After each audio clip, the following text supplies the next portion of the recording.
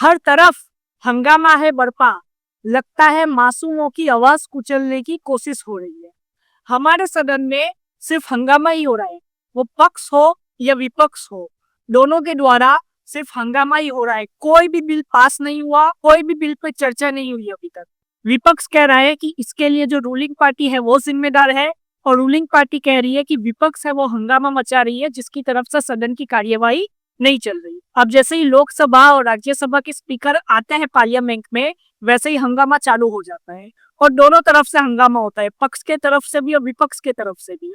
लेकिन विपक्ष के तरफ से ज्यादा होता है। विपक्ष ने ये कहा है कि वो चाहते हैं कि उनकी मांगे है वो स्वीकार की जाए, जैसे कि वो चाहते हैं कि संभल वायलेंस पे चर्चा हो, और अडानी का जो अभी कोर्ट केस चल रहा है यूएस में, उस पे चर्चा हो। लेकिन ओम बिरला जी स्पीकर जो है और जो रूलिंग पार्टी है एनडीए, वो ये कह रही है कि सदन की कार्यवाही नियमों से चलती है, जब टाइम आएगा तब उस पर हम डिस्कशन करेंगे, लेकिन जब प्रश्नकाल का टाइम है तब जो नियम बनाए गए हैं उस प्रकार से सदन चले। अब विपक्ष ये कह रहा है कि उनको संभल वायलेंस और अडानी का जो मुद्दा है उस पे चर्चा करनी है। वहीं पे ओम बिरला जी ने कहा कि सदन के कुछ नियम है, वो नियम कानूनों से सदन चलेगा। वैसी ही सेम चीज राज्यसभा में भी देखी गई। राज्यसभा में भी पक्ष और विपक्ष के द्वारा हंगामा किया गया, उसमें ज्यादा हंगामा विपक्ष के द्वारा किया गया। विपक्ष ने ये कहा कि हम जो मुद्दा उठाना चाहते हैं उस मुद्दे को जो रूलिंग पार्टी है वो उठाने देना नहीं चाहती। राहुल गांधी जी, प्रियंका गांधी जी, ये सारे जो बड़े नेता है ये पार्लियामेंट में चुप बैठे थे, और इंडिया अलायंस के जो नेता है वो हंगामा मचा रहे थे और वो विरोध कर रहे थे, और बहुत सारे बीजेपी के नेता भी हंगामा मचा रहे थे और विरोध कर रहे थे। अब इस हंगामे के पीछे कौन जिम्मेदार है, इससे ज्यादा जरूरी है ये जानना कि सदन की एक कार्यवाही के पीछे लाखों करोड़ों रुपए लगते हैं।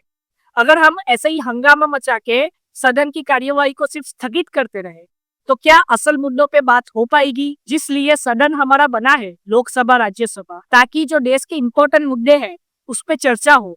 अगर वही नहीं होगा तो सदन का क्या काम।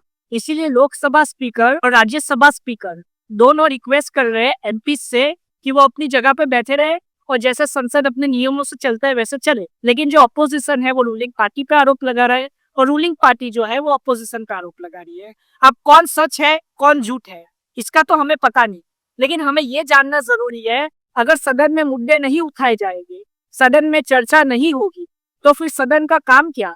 अगर सदन की कार्यवाही नहीं होगी, सदन में बिल पेश नहीं किए जाएंगे, सदन में जो बिल पेश किए गए उस पर डिबेट नहीं होगी, और जो बिल पेश किया गया उसको पास नहीं किया जाएगा, या जो बिल है उसका विरोध नहीं किया जाएगा, तो पक्ष और विपक्ष का फायदा क्या है सदन में। कोई फायदा नहीं है।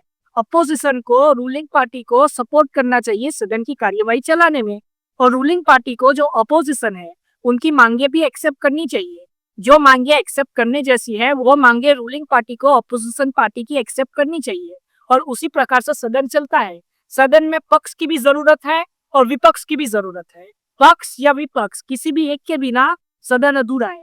अब आगे हमको ये जानना है कि आगे सदन में क्या होता है। क्या ऐसे ही सदन की कार्यवाही स्थगित होती रहेगी? क्या ऐसे ही सदन में हंगामा होता रहेगा?